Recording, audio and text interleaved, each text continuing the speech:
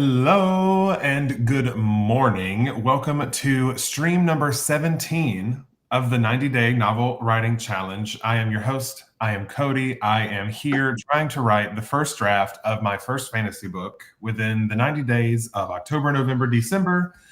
We are currently, we broke the 30K mark 2 days ago, so that's exciting. We are well into Act 2. We're about 4,000 words into Act 2. And some very treacherous things are about to take place in my story. But before we really get into all of that, let me check in with my lovely, lovely guests. Madeline, how are you doing on this wonderful Saturday morning? Good. I'm excited to just chill, get some stuff done, just like vibe it out, Yeah. Are you working on anything specific today? Yes, I'm still working on I guess I'm done the copy edit, the initial copy edits. I'll have to do another copy edit tweak at the end of this pass of my draft. But I'm just going through and doing all the little final line edits, making sure I have all the details that I need in there for this final draft of my book before proofread. So I'm 1/4 through all of that. Yeah. Maybe a little more. So exciting. You're getting to those final little nitty-gritty stages, man. That's so fun. You're just mostly just looking at commas and periods and quotation marks and spelling and don't get me started. But that's very exciting. So exciting. Getting close to the end. We're getting real close to that cover reveal, and I'm excited. Yeah. I can't wait. I love it. I don't know if it's the most it's pretty marketable for fantasy, but pushing the romantasy side of it, it's less traditional romantasy because the romance isn't the most forward part of the book. So I'm like, oh. See, I love that because I prefer a character story driven fantasy, and if there's romance, I'll kick my feet with the rest of them. Yeah, but that's what it is. The sole crux. If the romance wasn't there, there wouldn't be a story. I'm not for me, but I see the appeal. Yeah. And we also have Ari here from Ari's Pages. So excited to have you. How are you doing, buddy? I am so excited to be here. I am so tired. I have a coffee, but I am ready to rumble. I am working on draft 2 of my eco fantasy novel, Pretend the Earth Doesn't Call, and I do 4-part act, so I'm in act 2A. And there, we've hit a little bit of a wrinkle, and I've had to go back and rewrite some scenes. And I think I'm good to start drafting a new scene today, but I think I might need to spend a little bit of time reading and then kind of outlining the scene that I need to write. But I have a coffee. I am ready to get into the writing, and I'm just happy to be doing it with friends. Oh, amen. Sometimes that's all you really need is to get that little extra push into it. Yeah. I'm also on this was my second actually. I stopped today. I'm going to talk about that. And I'm just sort of waiting for the coffee and the Concerta to shake hands in my brain, and so I can lock in. You know what I'm saying? The team up, the collab that we need. Truly. Yeah. Every time I picture it Mermaid Man and Barnacle Boy. Unite, Coffee and Concerta, when they unite, I am unstoppable. Truly. But that is so exciting. Also, I'm obsessed with that title, Pretend the Earth Doesn't Call. That is just, there's so much I don't know, intrigue in it. Thank you.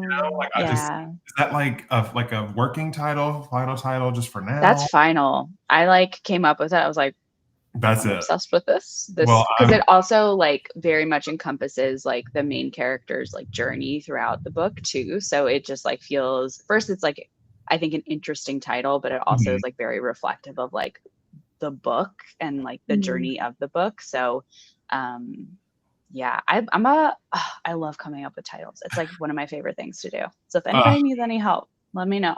love. Yes. And we have so many friends here in the chat with us this morning. If I can get it to work, maybe.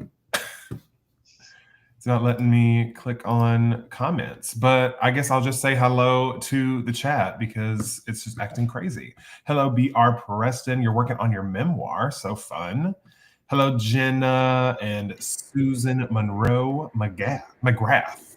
Love. Good morning. Hello, just Jeffrey and Paladina writes. Ren writes. Long time no write. How's everyone doing? Doing so well. So happy to have you in the stream today. We have Michaela. Oh my gosh, Katie Ann Chandler. Gonna be trying to trim 80 words from my outline. Pray for me, y'all. Oh my goodness. That is. Okay. How long are y'all's outlines when y'all do them? I'm curious. Tens of thousands, like a novella length, like 40, 50,000 words plus all the world building notes. Honestly, same, because I'm not an outliner. I'm like a zero drafter, and like zero drafts like serve as outlines. So like I'm actually the same. It's like 40, 50K.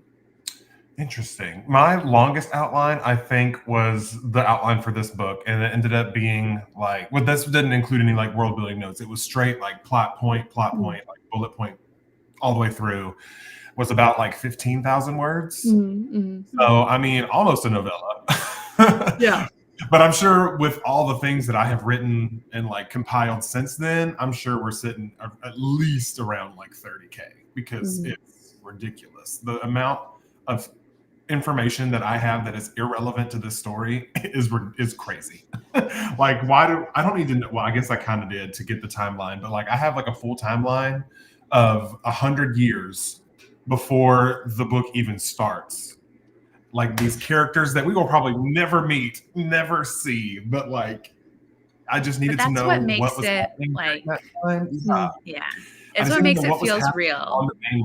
Exactly. Because they don't know what's been happening, and they don't know why the king hasn't come to rescue them yet, and it's been 100 years, like what's been going on. And so I needed to kind of like figure out what's going on there to prevent the king from rescuing the people that were lost at sea.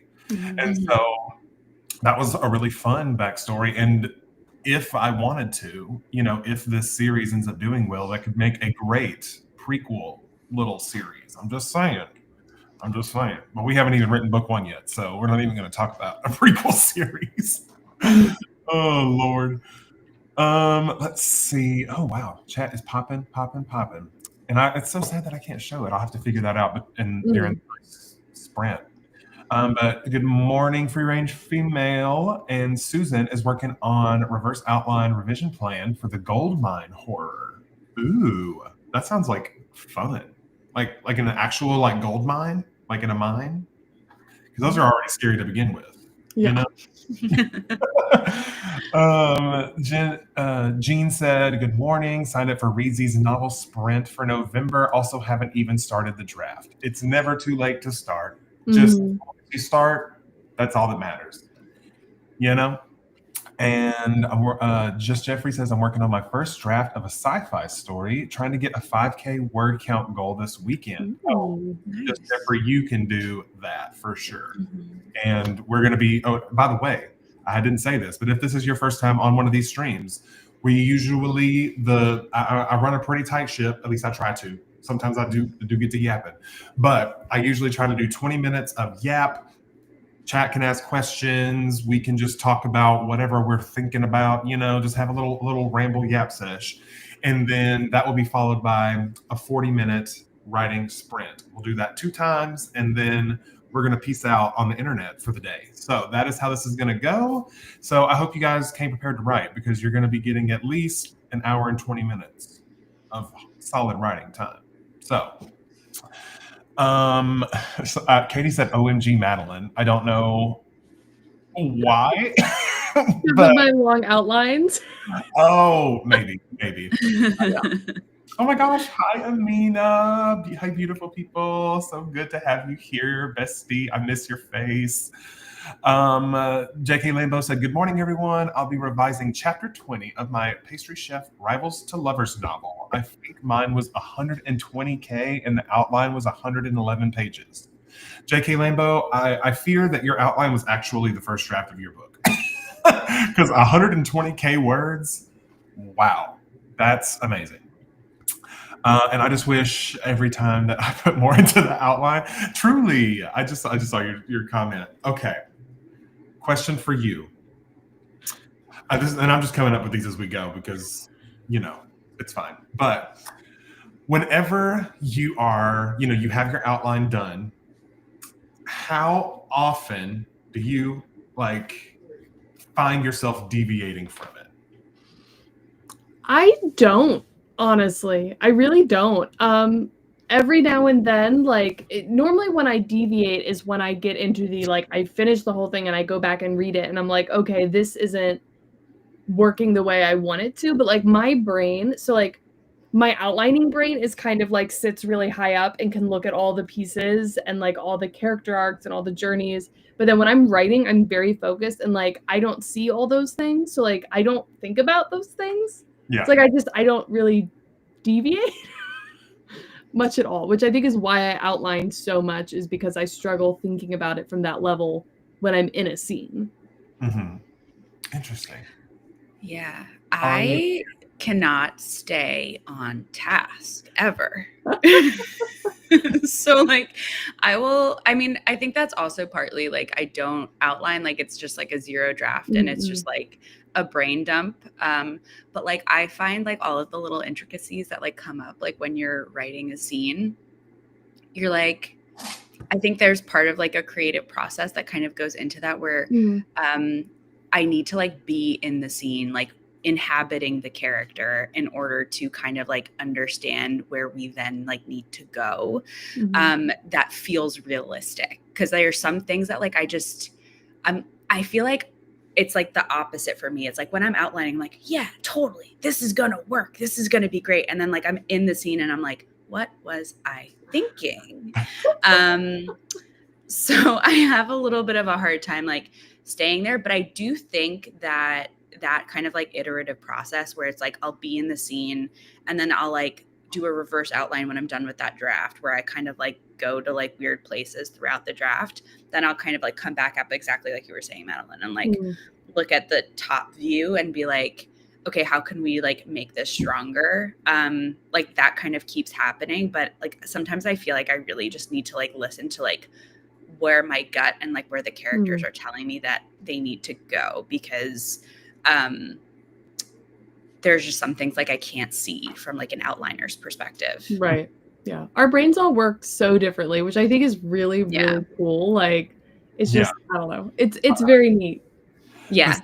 That's so interesting though, because whenever I was writing my thrillers, I was very much on the same wavelength as Madeline. Pretty much I knew everything, plotted it out. And then whenever I was going to draft project terms and conditions, I just literally started at the beginning, followed the outline, wrote it straight through. This fantasy though, I'm definitely relating more to Ari with the fantasy project, because while we're still hitting the same goalposts, we're still reaching the same destination and getting where we need to be, these characters are just, they have taken on a mind of their own in some of these places. And there have been certain scenes that have popped up that have for example, right now, one of my scientist characters, her name is B, BEA. And I was okay, so we're going to just get to this campsite. We're going to, have this funeral, because that's what I'm about to write, as a little funeral scene, RIP. And, but then that is going to lead into chaos and scary. So there's this scene that I just sort of found where Luca is coming out of his little crystal hut, and he sees where people have gathered for the funeral, but then he looks over and he sees B sitting by herself. And I didn't plan that. I was just looking around the campground in my mind, and I was oh, B, because B's she is my symbol of hopelessness in this book. And she is the first one that fully loses all faith, all hope. And I was Luca was whenever he was looking around, I wanted him to just go to the funeral, but Luca was no, I think I'm gonna go talk to B for a second and try to see what I can find out. And I just, none of that is planned, but I'm liking it, and who knows if it'll actually stay. But right now I'm just sort of gathering the clay from everywhere that I can, and then we'll shape it and make it suitable later. But I really liked the sentiment that came up Mhm. Yeah. If you don't mind, I might just share a little line because it's the last thing that I was writing right before the stream. Yeah. A little bit of a head start. But basically, this first little line of quotation is B. She says, "Don't you have a funeral to attend?" B snaps, shooting me an icy glare. When my eyes finally meet hers, the weight of her hopelessness feels like the chain of an anchor wrapped tightly around my throat. It would be so easy to give into it, to let myself sink into a pit of despair. But then I think of Uncle Boris and Lainey, helplessly floating at sea. I don't know which is worse, helpless or hopeless. But if there's any chance to save those left on our island, hopeless seems like the selfish choice. Ooh, that's fun. I know, and that just came up from this scene that wasn't even freaking planned, and I'm like, bro, this book is gonna be too long. It's Yeah. But I also sometimes like I also feel bad that I feel like my process can be so inefficient because you wind up like going to these weird places. But then I also am like, I feel like I'm just spending more time in the world, like with the characters, and like inevitably from that, like it's just gonna feel richer because of that. So it's like I try to combat the like, oh my God, where are we going again? Like, yeah, I love that snippet. We're about to go to the funeral scene, but that little snippet just came out of the blue, and I was like, Lucas said, "I'm gonna go talk to her," and I said, "Okay, here we go." Yeah. I'm enjoying it, and it's been a lot of like discovery. It's more discovery than I'm used to during the first draft process, and so I'm just kind of like, trying to just take it one day at a time because really, yeah. I feel like outlining very character relationship dominated things is very weird for me. I haven't fully figured it out, but with one of the projects I have, not the series I'm doing now that's like my debut, but the one after that I have outlined and I've started drafting a little bit.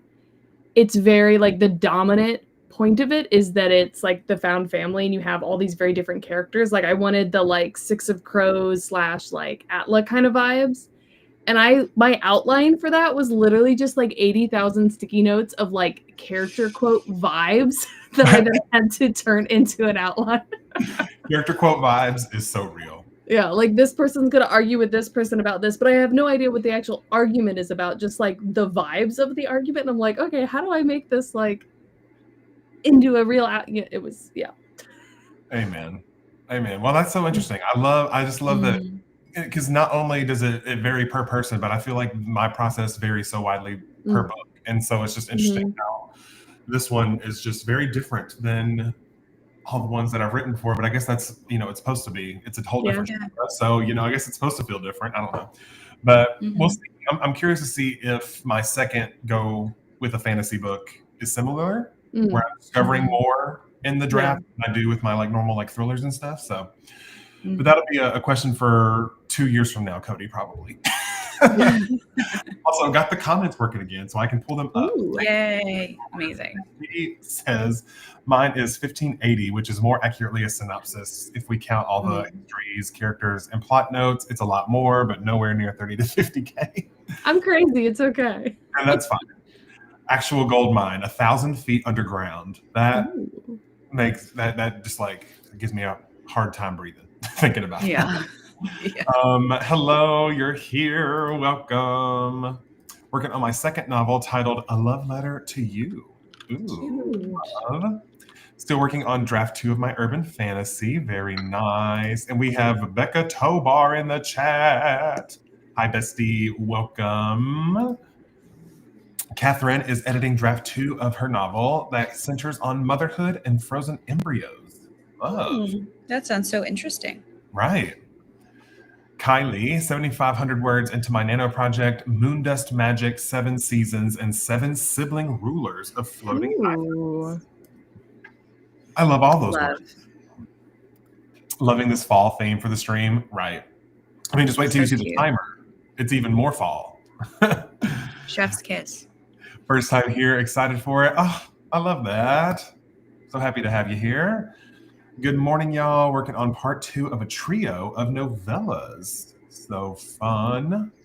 Oh, it was the first draft. Got it. Right now it's 50K words. Perfect. I need to follow the outline for a roadmap, and it's in the reread where I realize what I want to change mostly. Yeah. I fear that this reread I will be like, girl, what were you doing? But it's fine. That's part of the process. Yeah. I deviate and revise it like every 3 to 5 chapters, just keep adding more places and more characters as I'm writing. So I'm with Ari. There are some things I don't realize need to happen until I'm in it. Yeah, that's definitely where I'm at with this. Is there are moments where I'm like, there's something else that needs to happen here, and I just didn't foresee it. And so I'm like usually coming up with those things on the spot and just seeing what happens. Make an outline, stick to it at first, and if there are things that I'm realizing are shifting around, I write what I feel is going on and then correct the outline to help with revisions. Very nice, very nice, very nice. Okay. So let's see. I'm just making sure. Okay, now it's not letting me click on comments again. It's fine. Oh no. That's our sign. That's our sign that we should just go ahead and jump into our first sprint of the morning. So, with that said, 40 minutes are on the clock and 11 seconds if you're counting. And we are going to get into the first writing sprint. Best of luck to everyone, and we'll see you in 40.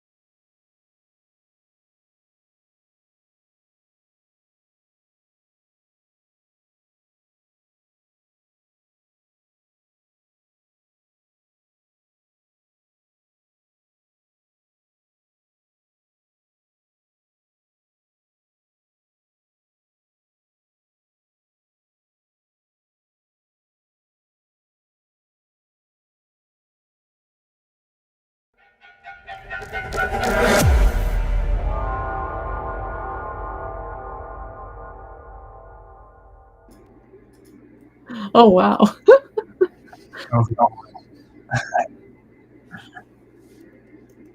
I sometimes forget that even though it's a cozy timer, it still has a scary alarm, Yeah. but it's fun. Well, how did that sprint go for y'all? Good. I mostly got stuck on the opening of this one chapter, like rearranging everything, which I shouldn't be doing at this point, but I was doing it anyway. Isn't that just a joy? Sometimes you gotta. It was good. I reread some. I added a little to the previous scene, and like I just started the scene that I'm drafting from scratch today. But yeah, pretty good. How about you, Cody? I did well. I added about 400. No, 300 words, because I already had like 80 something before we started, but I'm at 391 now. But we have now finished the little funeral moment, and yeah, in this next sprint, it's not gonna be good, but it's fine. It's fine. We're about to introduce the No-No Beatles. If you have been to any of the streams and you know about the No-No Beatles, I've somehow found a way to make them worse. Oh, Love that. Ow! I just yeeted the mess out of my desk. That's fine. But yeah, so that's where I'm at. Does anyone want to share a line? I can start. Yeah. What I finished. Let me see.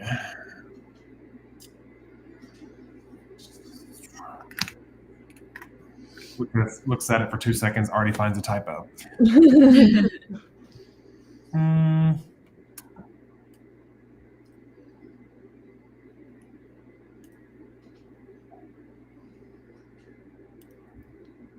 Okay, I think this will.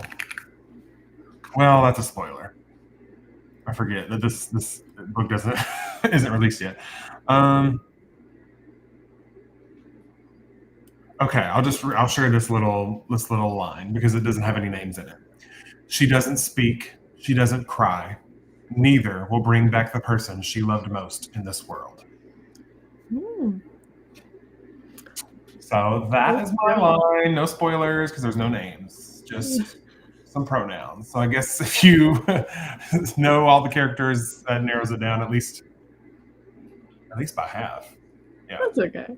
Yeah. Anyway, so that's my line. Super positive and happy. How did it Okay. I have one. Also, there's no names in it, so I feel like it's okay. She took the kindled stick and lit the other one, the fire taking a few moments to light, but eventually it did. She handed it to me and then walked into the field, kept walking, a torch aflame in her hands and a field of desiccated barley, setting fire to stalks as she walked, before she looked like she was entirely engulfed in a field of flame. Ooh, the image. Wow. I love the word desiccated. That's a big word for them, though. I love it. That's a good word. Madeline, do you have a lovely line? Yeah, sure. It's a couple little short ones. So for context, the character just like crossed this weird like little rope bridge thing. For one moment, one crossing, she had been absorbed entirely.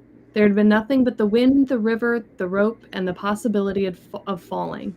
It had almost been peaceful. Sometimes the threat of death did that. Ooh. Love that. Ooh, that's tea. That is tea. Love that. Okay, let me check in on the chat. Hello, Cage. Welcome. Charlie popped in. Not sure if you're still here, but thank you for the good writing vibes. And let's see. Oh, Christina also popped in. Hello, Christina. Thank you if you're still here. Elizabeth, miss you guys so much. Hope your session is going well. It's been so good to see you in the chat. Welcome back to one of the streams. Love having you. Hello, first time here. Hello, Martha. So exactly. Whoa, I just had a stroke. Let me try that again. So excited. Not so exactly. What? So excited that you're here and joining the sprints for the first time. Susan got distracted in Substack, figured out how to do audio posts, and recorded it. Scrabble. You can do audio posts on Substack. Hmm. I did not know that. Like Sounds a podcast? Yeah. Hmm. Interesting. Cool. Yeah. Hello, Jessica. Welcome. Trying to replot A New God, my fantasy romance, and I remembered a scene from Draft 1 that I loved, so now I need to rework things to include it. I didn't just love it, it's actually an important story building element for book 2, so it is important to keep it. And we love. That's so exciting. And it's already written, so you just got to figure out where to put it. Yeah. Hello, working on draft 0 of the final book of my fantasy series, snacking on popcorn while waiting for inspiration to strike. That's tea. But you know what? Sometimes you can't wait for inspiration. Sometimes you just gotta pull inspiration out of bed, wake her up, and be like, "Hey, we got stuff to do." Yeah, that's the truth. Right. Because sometimes, listen, inspiration, she will flake on you so fast without even thinking about it. Like, she will Irish goodbye. Like, she won't care. Yeah, it's a fickle mistress. Exactly. Leave you high and dry at the first opportunity. 701 words. Love the expression set up beats and seating bits of my magic system and friendship drama. Ooh, we love on this channel. Didn't know what the end timer sound was going to be, and I had completely forgotten I was watching this. I don't think I'll ever recover. Yeah. As soon as I heard I was like, no, it's going to be so loud. And then it was I had about 50 tabs open. But that's just life, baby. But now we're prepared. We know at the end of the timer it's going to be kind of scary. Right? Ended up doing 770 words, finished a chapter, started this morning, and getting to a fun part of your story. Total for today is, oh my gosh, you've almost written 2,000 words today. That's awesome. Getting it to your goal. Yes, you draft. J.K. Lambo got to go 2. Man, what a productive sprint everyone had. Yeah. We have lines. She turned off the voice at the back of her brain, the one that warned her when things were off. Turns out if you tell that voice to shut up often enough, it will eventually ignore you back. Oh. Love that. That's fun. J.K. Lambo has a line. Lydia shifted back and forth between her feet. Oh God, the dreaded "what are we" question. She'd seen moments like this happen in the romance movies Darcy persuaded, more like forced her to watch. But she never envisioned being in one of these moments herself. Ooh. The "what are we" moment. Woof. That's so I don't even know what that feels like anymore. I've been out of the game so long. I don't ever want to go back to that feeling. Oh, well, yeah. Last line. The worst part, Kyrus thought, was that it arrived right after wing season and the fall of the Amber Moon, leaving newly ascended students to fend for themselves. Ooh, lots of things that I don't know, but I know that they're part of your world. So that's exciting. Wing season, Amber Moon, ascended students. Like, why ascended as in dead? I didn't get any words, but I'm updating my journals, prepping my supplies in my bag to walk to the library first thing in the morning to get back into writing. Oh, that's so exciting. Well, I do hope to see you in so many more dreams because I have so many happening until the end of the year. So if you need some buddies to write with, come hang out. I got lots of cool people joining. You know what I'm saying? Look at the material. All the cool kids. Despite the clean state of the rest of the room, this one place in particular bore stains, deep reddish black marks splashed all over the area, dragged from the edge of the circle to the center. Oh, there's more. Where they stopped, facing the entry to this circled space, was another bloody stain. Bending down, he lightly ran a finger over one of the dragged stains and held his breath. A blink, and the image of a man showed up in his mind, his long strawberry blonde hair having small braided sections decorated with gold rings and cuffs, his robes having a deep V and the high slits up the side. Okay, high slit. All right. We love to see it.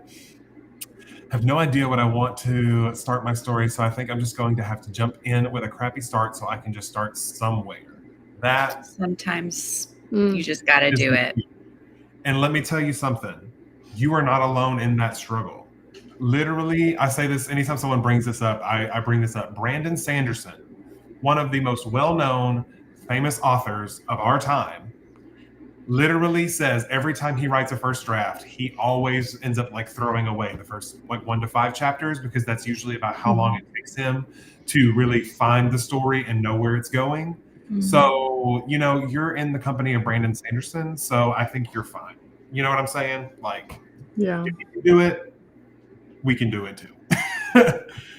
But also everyone's process is so different. But I just think that's, you know, a lot of people like, so when I first started out in my writing journey, I thought of like these big name authors as like untouchable, like their process, I could never reach that level of writing. But really, whenever you like actually listen to them talk in interviews and stuff, they're just like all of us. Like they have the same issues, the same things that come up, the same world building, setting, all these things. They struggle with it, but you know, they work on it and they build it up to where it's the quality of the books that we actually receive on the other end. You know what I'm saying? Yeah. Every time you see a published book, that was not just that one author. There was a whole team. Absolutely. All sorts of assets, editors, cover designers, marketing team, so many people have touched those books. Yep. Like, you know, don't beat yourself up. All that to say, don't beat yourself up. You're doing great. Hello, Jess. Welcome. Oh, I'm sorry, Jessica. There was one more. He was beautiful, but it was his ice blue eyes that stole Phyros's breath. Nevin's eyes. Ooh. Love. That's so sweet, Elizabeth. I'm so happy that you have a little safe space to go and do your writing. Love that. The man he's seeing now is the dead god of lust, so he's pretty for a reason. Amen. Amen. Okay. Who can be mad at that, you know? Could you send some of that progress over here for my secret project whip, please? Right. Never done this before, but I must be pretty good if I'm in the company of Brando Sando. Exactly. So there you go. Now you know that. I need to get into the zone today. It's been slow going getting back into my draft, but good to know even Brando Sando throws away words at the beginning. Literally. Yeah. Literally. The beginning is, for me, the hardest part, because in my brain, the first thing that I know, the first like scene in my head, the first little like movie clip that I can like visualize is the ending. And I'm like, that's a really cool ending. How the heck do we get there? And usually I end up having to like work backwards to find it. But I'm curious, I don't know if I've already asked Madeline, but I know I haven't asked Ari. Whenever you're coming up with like a new story idea, what is usually the plot money scene? Is it like towards the beginning of the story, the end of the story? Is it somewhere in the middle, like that initial? It's like so different per project. Okay. Yeah, it's like so different. So for Pretend the Earth Doesn't Call, it in previous version it was the climax, which is now the midpoint. Love. Which is interesting. And then for like another project I'm thinking about, it's like the opening scene. And so it's like I'll have kind of like this vision for a scene, and where it winds up being when I actually start writing actually changes, depending on like the drafting process and what I think like works for the story. So it's like really confusing and like never the same for any project. And also just to say, for like first chapters, I think it's also really hard because I recently just rewrote like the first few chapters of Pretend the Earth Doesn't Call, and it's like really hard to also like not spiral about your first chapters. I feel like because you constantly hear it being said, like your first chapters need to hook the reader. Your first chapter has to be like so gripping, so interesting. You have to set the tone. You have to establish the promise of the story. All this stuff. Yeah. So it's also just like so easy to spiral about it. And like, I think I spent like weeks when I should have just like wrote them and moved on, because it's just so easy to spiral. So just like in the beginning, when you're drafting too, just like scenes are cheap, just like draft it, move on. So you can like zoom out, read through it later, see what you actually need. Truly. I absolutely agree. And it's just a matter of like you said, like just go past those first chapters, because usually, at least for me, I don't really know the heart of the story until I make it to the end of that first book. Yeah. And you can't know the heart really until you just push through and get to the end. Yeah, So totally. sometimes you just have to let those first chapters, as cringy as they may be to read right now, let them rest. Put a bracket, Yeah. and you'll fix it later. Like that's not today youth's problem. Today youth's problem is moving towards the end of that story and figuring out what you need to change in the beginning, because you could spend like months on the beginning, write the full first draft, and be like, oh, that beginning, wow, doesn't even matter. Like, Yeah. And I think like a good first chapter, like why they're good is because they can reflect and like foreshadow where we're going in the end. And sometimes like the only way to write a good first chapter is to write the end of the book. So like, just don't worry, write the end. And then I always like to think about like, you can always, kind of like reverse engineer the beginning based off of the ending. 100%. You know what you need to really be drawing attention to based on what is actually shown in the story. So yeah, that's great advice. I love that. Madeline, for your current project, what was the first scene that you saw? It was probably I guess the core for the plot of this kind of came to me in like this like dream sequence that I had, which is mostly entirely changed. Like the scenario of the dream is very different now, but there was this one scene between the main character and the love interest, like an almost moment that's in, I think it's in like the Act 3, the beginning, or not Act 3, I guess this, what normal people will call the second half of Act 2 if you're doing a 3-act structure. I normally talk about it like 3 acts, but like after the midpoint, before the like break into 3, kind of in there. Alyssa's favorite part, Act 2, Part 2. Yeah. 2 Part 2. Exactly. I'll get you every time, man. It's right after that midpoint, and you're like, what is going on? Yeah. Tension, pain, suffering. Yeah. Exactly. I mean, it's called fun and games, but for who? Oh, I call it the swampy middle because that's how it feels. Fair. Yeah, but it doesn't feel like fun and games to these characters because they're going through it. Yeah, I like going with the like impending car crash of their entire lives, you know? Yeah. And you're like approaching the dark night of the soul too, which is like the lowest point in the book. So it's like, it's not a good time. Yeah. It's not a good time. I have like 3 progressive Dark Night of the Souls where like my readers will be reading and be like, this was so sad. And then they'll get the next one. They're like, I thought that was the Dark Night of the Soul. It just keeps building, like getting worse. The night just keeps getting darker as we go on. Yes. Ripping the hearts out of their chests. Yes. Exactly. Yeah. I mean, that's what we live for as writers, you know, is to emotionally inflict pain on our readers through through words. So, you know, it is what it is. And if that's my only metric of success, it's good. Yeah, I'm already hurting my own feelings with this story, so I just can't imagine how people will hopefully feel when they read it. But we'll see. I want to go back really quick, Ari. When did you know that the climax you wrote was actually the midpoint? Like, was it during like your initial read through after the first draft, or like as soon as you finished draft 1, did you know, oh, that's not the actual climax of the story? That is such a good question.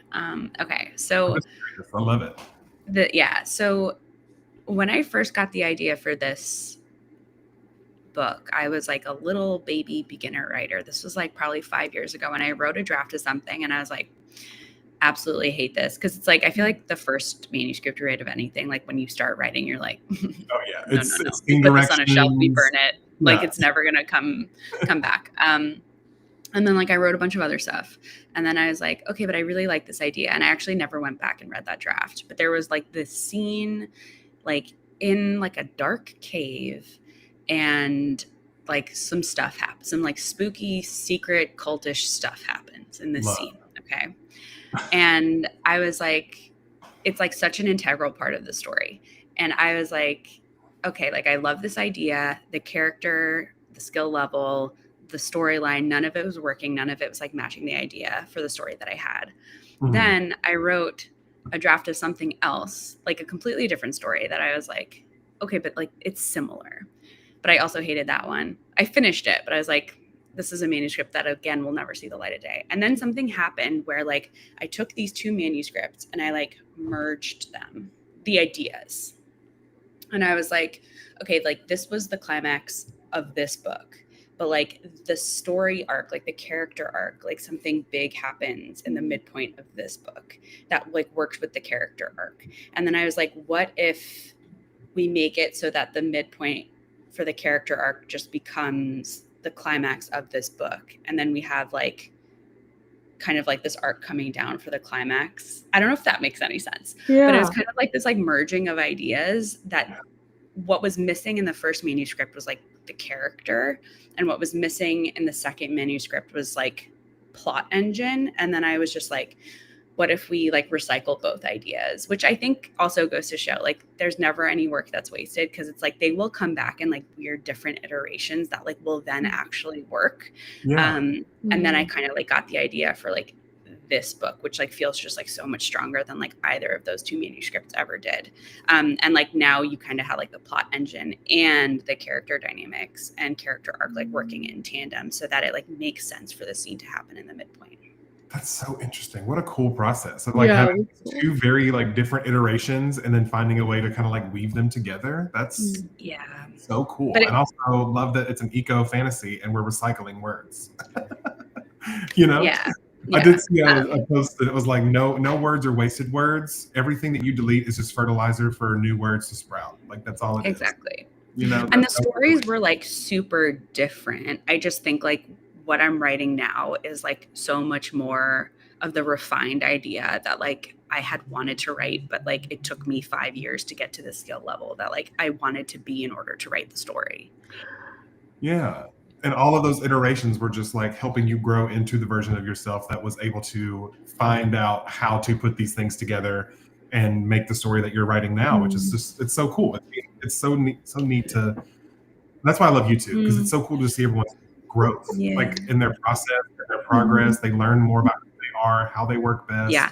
And that's really what it's all about. And it's just like finding community, people that you can just like bitch and moan about the hard times with, but also who can lift you up and make you, remind you who you are and that how far you've come.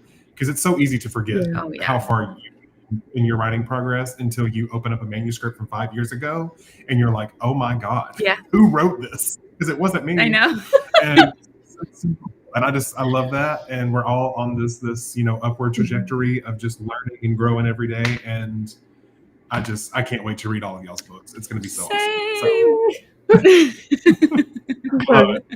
Okay, I have yapped enough, but I have prepared because I've already lowered the clock to 35 because I know myself.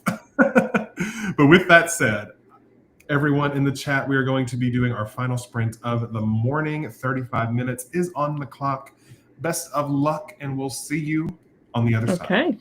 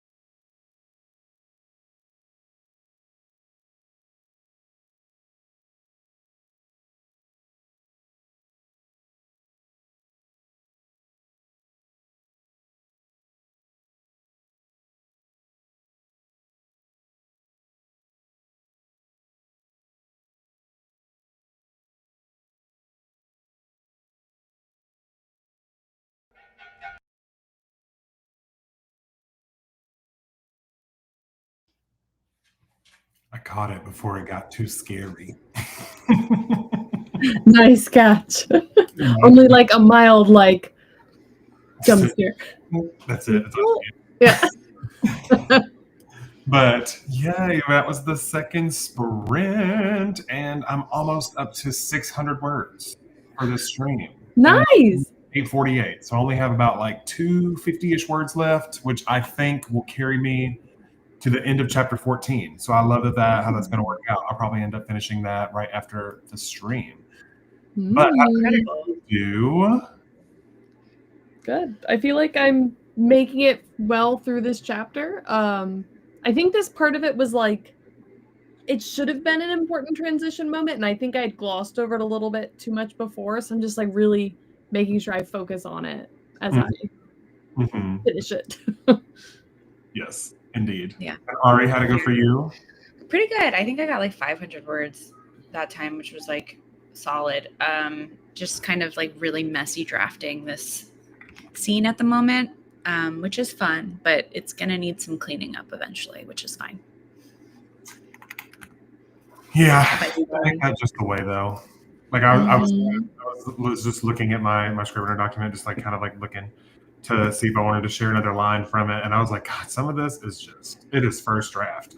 Mm-hmm. No, that's how I feel. Yep. It's fine. It's fine. But yeah, do either of you want to share a quick little line before we wrap up for the day? Go ahead and also chat. If you want to drop a line, we'll go through lines and then we'll see. wrap this puppy up.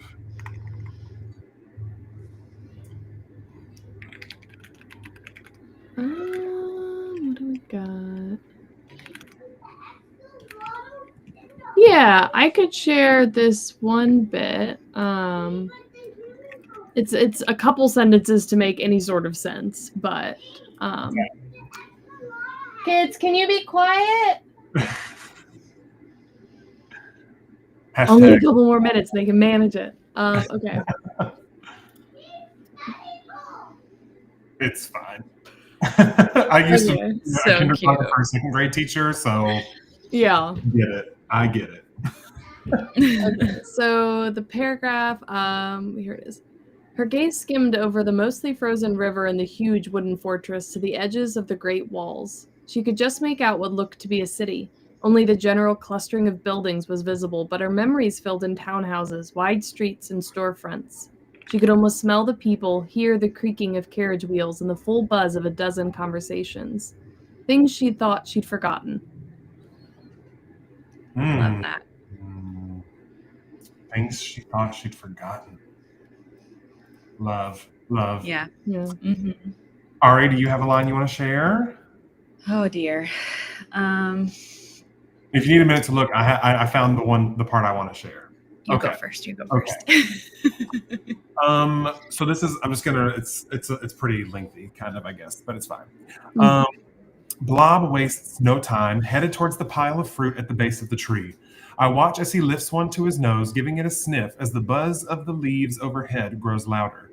I look up, inspecting the restless leaves, when something catches my eye. Veins of gold branch through something flat and translucent, rattling under the emerald leaves.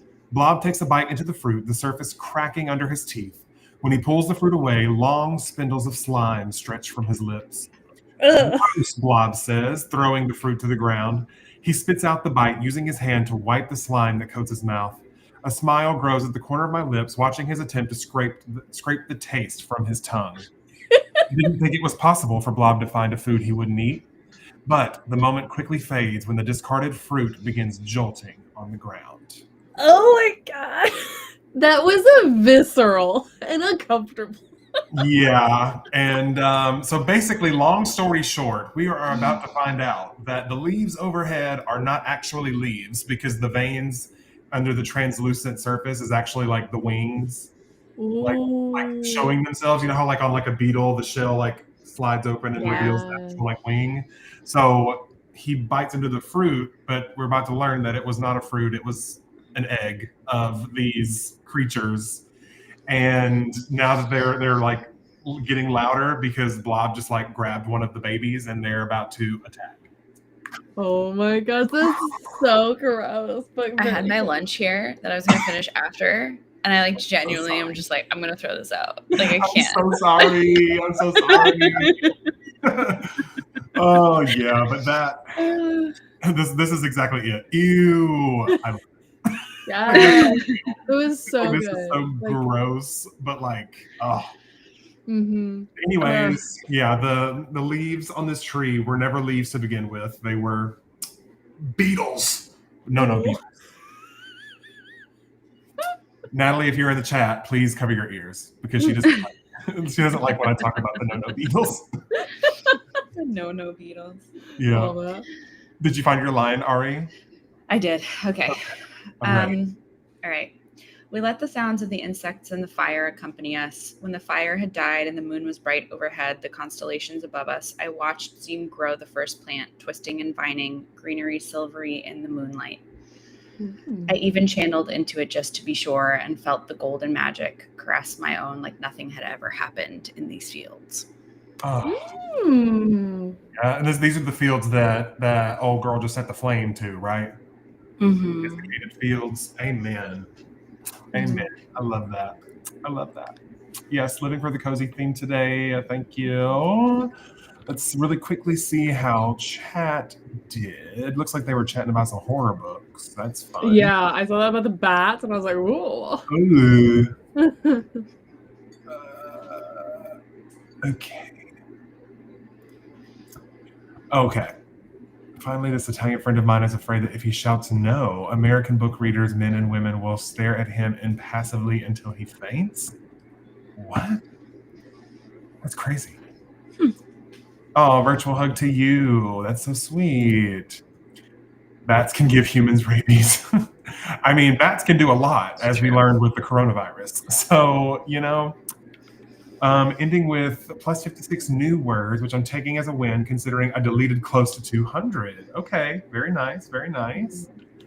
Made coffee. That was my whole accomplishment. Thanks for the sprint. Have a great day, all. Well, thank you so much for hanging out with us today. Googled when to use Pop-Tart versus Pop-Tart.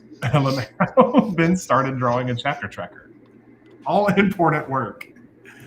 Made it almost 2.5K for today. Falcon. That's awesome. Hopefully I can get another 1K or so before I have to go to work. You're killing it. Started writing down a timeline from draft 1, so I have visual for that, and I might basically delete everything I've done for the replotting to work it better. Amen. Michaela got 830 words. The math doesn't math considering I got 740 last sprint, but I'm a writer, not a mathematician. Amen. And I've always said that. The first drafts be first drafted. Yes, they do. Yes, they do. Kylie got 368 words. Thank you so much for doing these. They are so helpful. Got in a total of 1,377 words today. Kylie, you're killing it. Coach Jeffrey got 801. 2761 for the day. Holy moly, these word counts are off the chain. Yeah. Slaying the day. Madeline, too real. Yes. We have a line. Inside the building, he ran a finger over the wall as he began to move through the halls. He took a deep breath, thankful that he could still smell in death, even if he could no longer feel. The building was familiar and comforting, but it wasn't home. When was the last time he'd been home, back in his own temple, in his own room, with all the comforts he'd put there himself? Considering he'd died in the mother's moon, he was sure it had to have been at least 20 years. Amen. That's great. Great job, Jessica. Love that. Gross in the best way. Amen. My reaction to the egg slime. So real, so real. Sella picked up the centaur and pretended to give it some of her cookie. Maribella began flipping through one of the books. Glenn grabbed another cookie. Matt suddenly missed his mom. Aw. Sad. I'm a mama's boy, so any kind of missing of a mom or a parental figure is going to get me every time. The word written moved from writing to cooking brunch. Ooh, I love that. Yeah, I'm probably going to be getting me some lunch here soon because all I've had is coffee today. And yeah. I snuck mine in during that sprint. I'm vibrating with Same. caffeine because the two have. at this point. Yeah. Okay, one final line, and then we're gonna sign off. The most anxiety-inducing part wasn't the exam itself, but this ritual of laying each one face down like a shameful secret, their own scarlet letters hidden even from the person they belong to. Ooh, love. What a good line to end on. That's fabulous. Okay, so real quick, Madeline, do you want to tell the people where they can find you, plug anything in particular on this Saturday? Okay. Yeah, so I have a YouTube channel. Well, I have 2 YouTube channels. I have Madeline James Writes, where I post about my writing journey and writing vlogs and writing related things. And then I have Madeline James World Builds, where I do various conlanging, world building guide type videos. I have a book coming out in April, which is the one I'm wrapping up the final draft of now. So if you want to check it out, it's called Because the Beast Came by Madeline James, and that's available wherever. All the places. So exciting. So exciting. So scary. Yeah. Oh yeah. There's a lot going on right now, I'm sure. Ari. Yes. You can find me on YouTube at REBPK or for like at Ari's pages, and on Instagram at REBPK, and Mick and I, who at Mick Writes, you might know, we're starting a podcast. Ooh. Which our first episode drops on Monday. And so you should be able to find that on Mick's channel on YouTube or like Spotify, Apple Music, wherever you listen to podcasts. So if you want to just like hear us yap about craft and how we're crashing out about our projects, come listen to that called Craft and Crash Outs. We're so excited. Yes. That's And, like awesome. all the marketing stuff that I've been seeing, like the Flame and like the CNCC, like it's so good. It's so good. We're seen this. having so much fun. Yeah. If Yeah. you follow Mick on Instagram, I know that's where I've been seeing. Okay. I'll have some shared posts. And my Instagram too. I'm awful with Instagram. We do like collaborator, so it should be like no matter what, but the Instagram for the podcast is Craft and Crash Outs. I'll post it in the chat so people can go find it. 100%. And you said November 10th, right? So that's in like what, 2 days? Oh yeah, every Monday. I saw that y'all posted today, I think, where it was like every Monday. Every Monday. So first episode is this upcoming Monday. Yes. Craft and Crash Outs. Love. I'm so excited. That's on Instagram. But if you want to listen to it on YouTube, it's going to be on Mick's channel, which is at Mick Writes. Is this going to be posted on her Pinta podcast, or is that like a whole separate? Separate. Okay. Got it. Yeah. But I think Pentapod is even posted like on her YouTube channel. So she's just going to have like all the podcast content. Yeah. So just go to Mick's channel. Sweet. But yes, on Instagram, go follow Craft and Crash Outs so that you can be updated whenever the first episode goes live. I'm going to be sat Monday. Do you know what time it's going live on Monday? I'm assuming it's going to be midnight, but I actually have no idea. But probably by Monday morning, afternoon, you'll be able to listen to it. Okay. Well, I will be sat at my desk ready to watch, as hopefully all of the people in chat will also be sat and ready to watch. You know what I'm saying? And also, if you want to be on the podcast, we're going to have like a little section called Gas Me Up. And if you're having a crash out about your project and you want us to chat about it, just like send us a little voice note on our Instagram page and you can be on the podcast. That's amazing. Okay.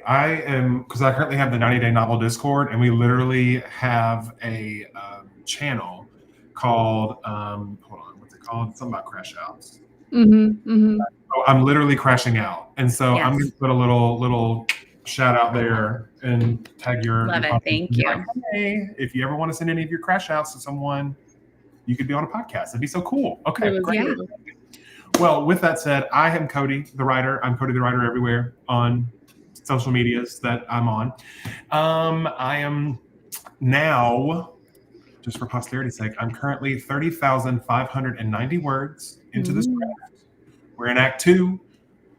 The Beatles are here. They're here.